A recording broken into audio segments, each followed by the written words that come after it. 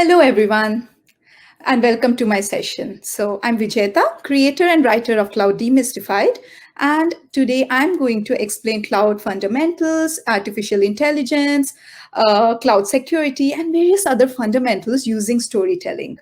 Sounds counterintuitive, right? How can I explain complex technical concepts using something as simple as storytelling and making it so relatable? Just hold on tight. Now, without much ado, we are going to start and join me on my journey to understand cloud computing. Now, since due to the pandemic, a lot of us are relying very heavily on technology for our day-to-day lives. However, technology is not always intuitive to all of us. It can seem like an abstraction to so many. The terms are really complex. There are jargons all around. So it's very important to understand from where people get their data to understand cloud computing. According to Michael Dahlstrom, a whooping 59% of the people turn to mass media to understand technical concepts. Now, what do I mean by mass media? Let me break it down a little bit. According to the same research, 34 people of the people rely on television, and 35% of the people rely on internet to understand complex technical concepts. So these concepts can range from something as simple as using artificial intelligence or Alexa for ordering groceries, or using Google Maps, Google Cloud, or even Google Drive to put your applications in. Because of this heavy reliance on mass media and technology, it has become very important for us to demystify the entire notion of technology and make it accessible to people from different backgrounds. And as I said, a whooping 59% of the people are turning to mass media. This has made it even more critical to harness the power of stories or other creative mediums to make technology more accessible. It is going to make it much more simpler and remove it from the realm of abstraction. Now, let me move on. What do I mean by creativity? So, Arthur Koestler has defined creativity as the ability to view a situation or an object from two different frames of reference or two unrelated matrices of thought. What do I mean by that?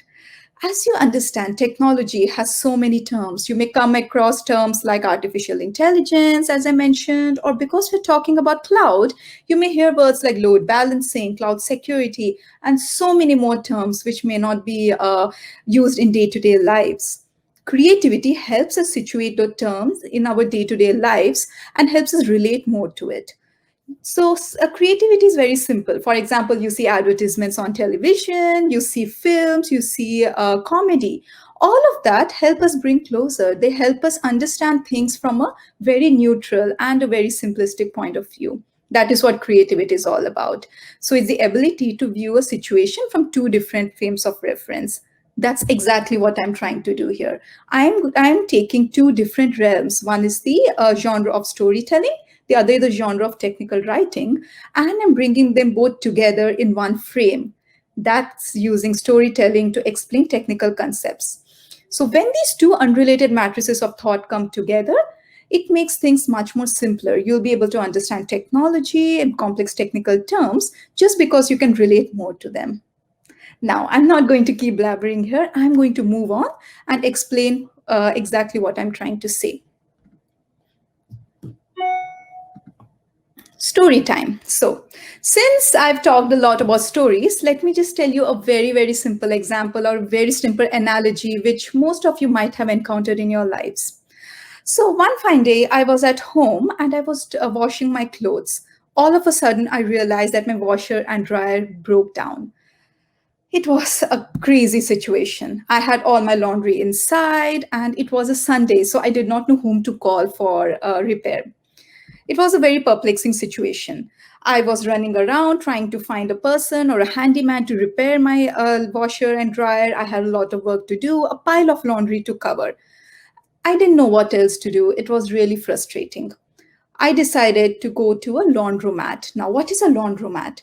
Laundromat is a service where you have more than two or three laundry machines, which is available on demand. So, what did I do? I went to a laundromat which had not one, but two and three machines. It was a common room or a common space where we had all these three washers and dryers. Now, this was a very pleasant situation for me. Even if one of those machines weren't working, you had the other two. And you know what the best part about all of this was? You were not responsible for maintaining those machines. So I was not responsible. It was the owner of the laundromat who was responsible. I could just go inside and wash my clothes, dry it, and just pay as I go. So I didn't have to buy three machines and keep it at home. I just had to use, I just had to pay for the resources I used. This is what cloud computing is all about. What did I do this right now? I had a machine at home, a washer and dryer, which I was completely responsible. I was responsible for maintaining it. I was responsible for taking care of it. If it broke down, it was completely my responsibility. I was responsible for its security, making sure no one uses it. Just does uses it without my permission. There was a lot of things going on out there, and it was a big headache. So I went to a laundromat, which is a shared space, and there are more than one machine inside. So even if one is occupied by someone else, I could use the other machine. And the maintenance was not my responsibility or headache. Even if the machine broke down, it was the owner's responsibility who had to come and fix the machine. So the day-to-day maintenance of the infrastructure or the machines were the responsibility of the owner. That is what cloud computing is all about. You have so companies have a lot of data, a lot of applications which they can either choose to manage on premise. By on premise, I mean they have a data center where they have a lot of servers and they plan to manage it there, or they can move it on the cloud or a shared space which is provided by either Google or Amazon or Microsoft. So they have spaces that they provide to organizations where people can host their own infrastructure and applications. This makes it much simpler for organizations to just go and work on their applications or run the code. They don't have to worry about day-to-day things like maintaining the infrastructure, doing patches, taking care of security patches, operating system maintenance, and a lot of the day-to-day maintenance and headache. Something as simple as making sure the wires are plugged in. Even that headache is not on the users. So that is what cloud computing is all about. You see what I did here? I just took a simple example of a laundromat to explain cloud computing to you. I've taken one example which is very, very familiar for you and one concept which you may not have heard of before. You've just heard the words floating around, and I brought them together in one sphere to explain cloud computing. So this is just a cloud fundamental. Why don't we just ramp things up a bit and make things a little more complex? Move on. So this is the next story. So you all must have heard the story about the three little pigs. Even if you haven't, don't worry, I'm going to explain. So there were three little pigs who decided to go into the big bad forest to make their own lives. They had realized their own independence and they wanted to use a public space or a forest to build their own houses. Now, all three had their own minds and their own creativity, and they decided to build three structures. The first pig decided to build a house that was made of straw. The second pig decided to build a house that was made of sticks, and the third pig decided to build a house that was made of bricks. Now, why am I emphasizing so much on the structure? It is because all of these houses stand for different applications and their strength. The straw house, very intuitively, is very, very weak and vulnerable. You can just blow it down with a huff or a puff. Similarly, the brick house is extremely strong and it can also withstand it can withstand really horrible weather as well. So remember, all these houses stand for the strength of the applications or the foundation that you are going to host on the cloud. And they were enjoying, they were having a great time, and suddenly they saw a big bad wolf who was lurking around. He was really hungry and he wanted to go to one of the pigs. Now, who is the wolf and why am I mentioning the wolf again and again? It is because the wolf stands for an attacker or a predator. The forest is an open space which is open to everyone. Although the pigs had a fence, they have their houses secure, but they cannot really secure it from predators. There will be lions, tigers, wolves, and other predators who want to gain access to the houses. Now, you can see where I'm going at here. I'm trying to explain the entire concept of security or cloud security to all of you. Don't think about cloud security and let's focus back on the story. The wolf went to the first pig and asked the first pig to let him in. Because the pig was monitoring and watching the surroundings, he realized that the wolf is coming to get to him. So the first pig ran inside the house and locked himself in. Although the first pig had a really good system of locking, that is, the first pig monitored the surroundings and locked the house structure was really weak. The wolf didn't have to do much. The wolf huffed and he puffed and he blew the first house down. Now, what happened here? Because the structure or the foundation was weak, the wolf was able to blow the house down and get inside. After getting inside, the wolf was able to gain access to all the goodies that was lying around. He had a really hearty time and he went out. What just happened here? The first pig had a really weak structure. Although he had a lock, I'm not saying that he was completely negligent, and he was also monitoring the surroundings, but the overall structure was weak because first, he did not do any kind of testing or vulnerability or penetration testing to make sure that this house was stable. Without testing, he never realized that although in his mind the structure was really stable, in reality it wasn't. And second big mistake that the pig did was to leave the belongings out in the open. He did not follow a very important practice of encryption. What do I mean by encryption? Encryption is just disguising the data in a format which is not recognizable to people even if they gain access to it. The wolf came inside and he was able to gain access to all the goodies. He had a nice time, he ate it and went outside. These two security practices were not followed by the first pig, and the entire data was compromised, or all the goodies were eaten by the big bad wolf. The wolf decided to try the same trick with the second pig.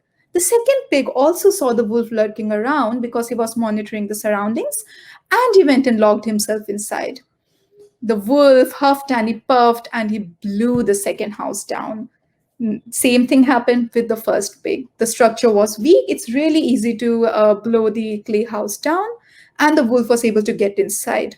However, something was different this time. The second pig had secured all the belongings using a vault. So he had locked all the belongings in a security system or a vault, and the wolf was unable to gain access to that. What did the second pig do? The second pig followed a very important practice of encryption, using which all the data was stored in a format or in a place that the wolf could not get access to. Using this, the pig managed to secure all the goodies, even though the wolf blew the house down and got inside. That is why encryption is so important. Even if the intruder or the hackers try to gain access to your applications, if they are nice and secure, you can still save them on time. The wolf was dejected. He went to the third pig. Again, the third pig saw the wolf lurking around, went inside and locked the door. Monitoring was fine, the house was secure, and the pig went and sat inside. The wolf thought, oh, this is a good ordeal. Didn't I do the same with the first and the second pig? Let me just blow the house down. Unfortunately, this house was made of bricks, and the wolf was unable to blow the house down. He huffed and he puffed, he tried really hard, but he was unable to blow the house down. This is because the structure was really strong as compared to the straw and the clay houses. The wolf was unable to get inside. Frustrated, the wolf started lurking around and he decided to find one mean of getting inside. He found an open chimney. He went, crawled up the chimney, and tried to get inside. What happened out here? The third pig thought that the entire house was secure. It was made of bricks and it was really strong. Unfortunately, he did not do any kind of testing to see if there are any vulnerabilities or any parts using which the wolf can get inside. The chimney we see here is called a vulnerability. Even though the structure was really strong, there was one opening using which the wolf was able to get inside. That is what exactly happened here. Now, the third pig had to think on his feet because attacks do happen. Attackers can get access to your data, hackers can come inside. But what we need to do is be vigilant and mitigate the attack on time. Just think on the feet. The third pig lit the fireplace on fire. Now, you know where the fireplace fire goes, right? The smoke goes right through the chimney. The wolf sensed the heat coming onto his feet and he ran outside. He didn't want to get burned. So the third little pig mitigated the attack using quick thinking and was able to secure the house and the belongings. Now, what did I just do here? I explain the concept of cloud security using the story of three little pigs, which I probably tell to my toddler every day. This is a familiar story, a very simple story which you can easily relate to, using which I explain the complex topic of cloud security. Here, using the story, you understood so many concepts. You understood the concept of IAM, or Identity Access Management. Because the wolf was a stranger, he couldn't get inside the house. He was locked outside. Because the pigs realized his identity as a predator and did not let him inside, so the house was secure. You learn the concept of encryption, that is keeping your data secure and in a format which is not recognizable to hackers or predators, even if they gain access to it. You understood the concept of vulnerability, you understood the concept of strong security structure, and you understood the concept of firewalls. Didn't I just make things simple for you? Now you know what cloud security is all about. Even a person who doesn't have any background on cloud security can easily understand this using a story. Now, I'll move on to another one because we are going to make things a little more difficult now. The next story. The next story is I have a daughter. She's 2 years old. When she was a baby, she used to crawl all around the house, trying to explore the house. And just she was all over the place. One fine day, I noticed she was crawling and she banged against the table and the chair. She started crying. She was really frustrated. But you know what happened? She learned a very important lesson. She realized that the minute she bangs against a table, it's going to hurt. What just happened here? There was an algorithm or an equation that was fed into her mind. Table equal to ouch. She realized the moment she bangs into a table or a chair, she's going to get hurt. It's going to hurt a lot. What did I just do? My baby this fed an equation into her mind using which she's going to using this she's going to understand the consequences of her actions. This is called artificial intelligence when you apply it to a machine. What is artificial intelligence? It is nothing but an equation that is fed into a machine to make them think like a human. There are equations, very simple algorithms and equations like this one, table equal to ouch, of course, in programming languages. So it's not as simple as just one equation. But yes, there are equations and algorithms that are fed into the machine using which the machines can make decisions or understand. So simple equation using which the machine can think in future is called artificial intelligence. You know what I noticed next? My daughter was just crawling around, and the next time she navigated through the entire dining table system and she avoided getting hurt. So she was able to go in the path she wanted, but she navigated through the tables and the chairs to make sure she doesn't get hurt. What just happened here? My daughter was able to navigate through the situation and think for herself. So it's not just an equation that was fit in her mind. It's not just table equal to ouch, but she realized if table equal to ouch, then if I go around the table and the chair system, I am not going to get hurt. This is called machine learning. Machine learning is nothing but when we teach machines to think like humans and we teach them to learn. It's not just a simple algorithm that they follow. They don't just follow table equal to ouch, but they find out ways to not get hurt. That is called machine learning, teaching machines to learn. This is different from artificial intelligence because artificial intelligence is just the base. It's an algorithm using which machines think like humans. Machine learning helps the machines learn from experiences, learn from the algorithms that have been fed into them, learn from the data that has been fed into them, and make decisions. What happens next? I went to a friend's place and my friend had a couch. The couch was really comfortable. We all were sitting and enjoying, and my daughter, as usual, she wanted to just crawl around. I realized that my daughter was really vigilant while crawling around the couch because she did not just go and bang into it. What did she just do? She categorized the dining table system and the couch into one category. She realized if I'm going near the dining table system and getting hurt, it's very, very probable that I'm going to get hurt the same way if I go near the couch. She categorized table and couch into one category and used this equation. Table equal to couch And if I bang against either of them, I'm going to get hurt. I did not teach her. I did not tell her that the couch is going to hurt her the same way the table does. What just happened here? This is called deep learning. What is deep learning? Deep learning is when machines are able to categorize different equations or different learnings into databases or different segments and apply their learnings to that. It is not like machine learning or artificial intelligence where everything revolves around the equation, but here it goes one step further. They are able to make categories of things which may not be known to them before, and they're able to apply the equations that were fed into them to this entire situation. What did I just do? I explained three very complex terms to you using a simple story of my toddler. I explained artificial intelligence, I explained machine learning, and I explained deep learning using the story of a hyperactive toddler. So I hope you're convinced now that stories can help us demystify really complex technical concepts. Of course, using this, I'm just scratching the surface. I cannot promise that stories will help you go and write a complex algorithm or create an Amazon Echo or Alexa of your own.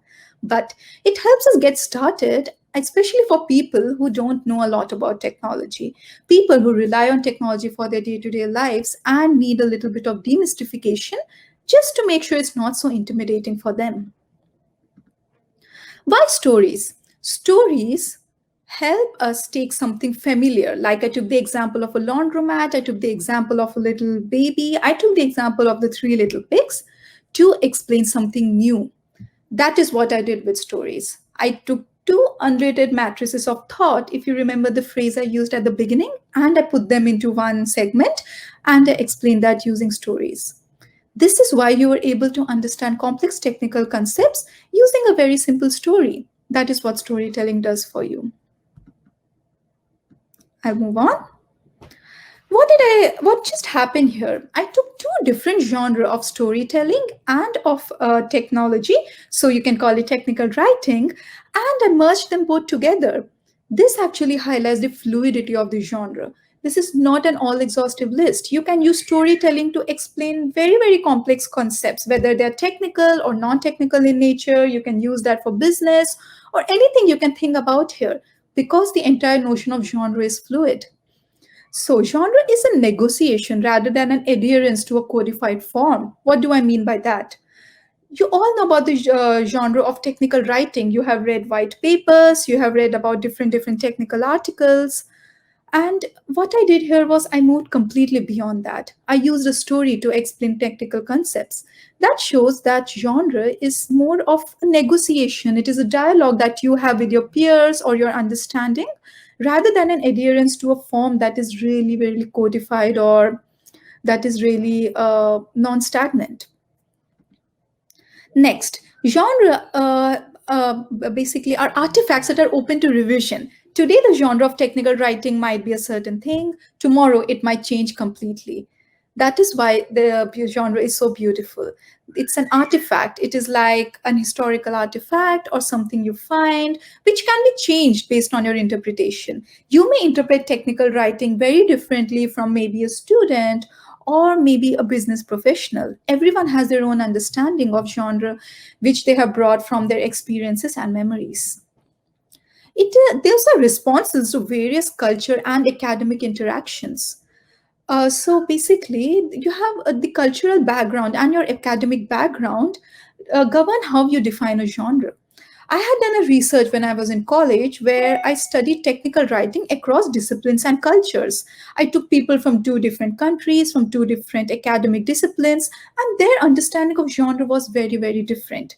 Why am I mentioning the fluidity of the genre again and again? It is just to make you comfortable with the thought of using storytelling to explain technology. It may not fall into the codified form of technical writing. It's not a white paper you have here. It is not a web article, but it is a story which I'm using. Just because genre is so fluid and it's open to revision, it is more of a negotiation and it is more of a response than an actual codified form in front of you. We can always play around with the notion of the genre of technical writing. Genre and culture. So, like I said, genre is a cultural artifact which is governed by all the cultural interactions we have around us. Think about web articles, for example. 30 years back, if you told people about using web articles to understand a really, really complex theory, maybe the theory of relativity, people would have just laughed at you. What has happened now? If you need any kind of information, you just go online and read a web article.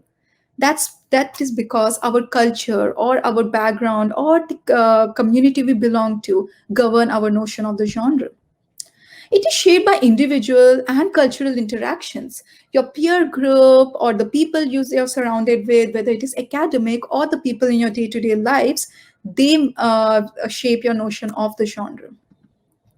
Now, analogies in cloud technologies. What did I do just now? I had explained three analogies. I had explained cloud computing, I'm sorry, using three analogies. What is the importance of analogy in cloud technologies? Dahlstrom has mentioned that a lot of technical experience or technology we have, it's outside of direct experience, and people are dependent on others to interpret information. All of us may not be working on certain technology. So we are dependent on mass media, we're dependent on our mentors, we're dependent on our peers or our family to understand technology. My mother still asks me about Facebook or any other social media just to understand technology because it is so outside our direct experience. We all may not be working with cloud technologies, right? It is important to use creative methods to explain those technological concepts to people of different backgrounds, even people who have little to no exposure to technology. Leslie Atkins has mentioned that stories are, all these technical concepts are extension of the stories our lives tell, and through our political systems, technologies, and experiences. What do I mean by that? Everything, whether it is artificial intelligence, whether it is cloud computing, or whether it is neural fibers or anything, think of any complex technical or biological concept, they're all influenced by our day-to-day lives. Everything is inspired by the things we see around. Even the first airplane was inspired by the birds or the entire idea of a flight. That is why storytelling is so important. Because all these technical concepts are just an extension of the stories we tell in our day to day lives, analogies have the potential of demystifying all of these concepts. Now, analogies, like I mentioned, are very, very important to explain any kind of technological concept which we may encounter. I'll move on. So, what are some of the ethical considerations? I have mentioned about storytelling, I've given you examples, I've even given you literature reviews and theories which are backed by scholars. But we need to remember that with every responsibility, there are ethical considerations that come on. Storytelling carries a lot of responsibility on our shoulders because we are directly or indirectly influencing the people around us. So, when we are telling stories to explain technical concepts, we are engaging the readers with our stories. These readers, we are talking to them, we are interacting with them, we are maybe evoking some of the memories they might have, and we're alluding to their day-to-day lives. That is why it is important to take into consideration some of the ethical practices and understand the kind of impact stories can have on us. We need to stay sensitive to cultural forces and responses that stories may evoke. Not everyone has, so everyone is from a different cultural background. You and I, or the people around me, are from different cultural backgrounds. We don't know what all memories or what all connotations some of these stories might have for people. So, there are cultural forces and responses which stories may evoke. We need to be sensitive towards that. So, having cultural sensitivity, understanding, is very, very important while telling a story. We cannot be politically incorrect, or we cannot disrespect people's beliefs, whether they are religious beliefs, cultural beliefs, or some other belief that they may follow. It is very important to have that sensitivity. That is why storytelling is not as simple as just going and telling a story. We need to realize there is immense weight in storytelling, and we need to be considerate of the people aspect of storytelling. There are people who are listening to you, people who may be responding in different ways compared to you, people who have different memories, people who have different cultural backgrounds. So all that needs to be taken into consideration. And finally, we need to present the information accurately without leaving much room for distortion of facts. Stories have the potential of being distracting. I can start talking about a particular story and move into a completely different direction, forgetting about the topic I'm trying to explain. So it is important to stay focused. Use only bits and pieces of the story that is going to help explain the technical concept. And there should not be much room for distortion of facts. There needs to be clarity and a very little ambiguity. If there is ambiguity, you are defeating the entire purpose of having storytelling to explain technical concepts, because people can distort and view it in any way they want to.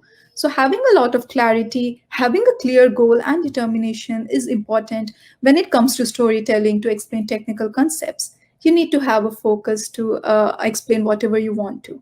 I explained the story of the three little pigs. I could have wandered off and just added a lot of bits and pieces into the story, but that wouldn't solve the purpose, right? I wanted to explain cloud security, so I just used the pieces of the story that would help me towards my goal, and I stayed focused on that. So these are the ethical considerations that we need to keep in mind while explaining people using storytelling.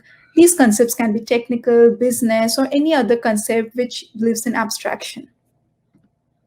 So, finally, thank you so much for attending my presentation. I've just scratched the surface here, and there's a lot more to explore. It's an open playground out there. We need to remember that imagination is vast, and we can use storytelling to play with our imagination and explain any kind of concept to people, whether it is, like I said, technical or business. So, if you want, you can visit my website, clouddemystify.com, where I'm using the power of storytelling to explain technical concepts, or you can connect with me on LinkedIn to learn more. So, I hope you had a wonderful session and hope to see you again soon. Thank you.